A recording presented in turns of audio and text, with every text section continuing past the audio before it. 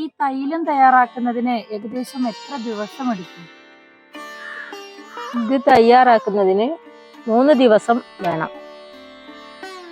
3 ദിവസം എന്ന് പറയുമ്പം ഒന്നാമത്തെ ദിവസം ഈ പച്ചമരുന്നുകളെല്ലാം ഇടിച്ചു പിഴിഞ്ഞ സ്വരസം അടുപ്പത്ത് വെക്കുന്നത്.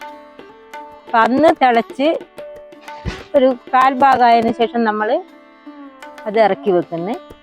പിന്നെ 2-ാം ദിവസമാണ് പാല് ചേർക്കണം. ഇതിൽ 4 പാല് ചേർത്തുകൊണ്ട് ബാക്കിയുള്ള മരുന്നുകളും ചേർത്ത് അന്നും ഇറക്കി വെക്കുന്നത്. 3-ാമത്തെ ദിവസമാണ് ഇത് പാകമായിട്ട് അരിച്ചെടുക്കുന്നത്. ഇത് കാച്ചി എടുക്കുന്നത് ഒരു ഓട്ടുരുളിയിലായിരിക്കും. ഇത് എല്ലാവർക്കും ഉപയോഗിക്കാൻ വേണ്ടിയിട്ട് പറ്റുമോ?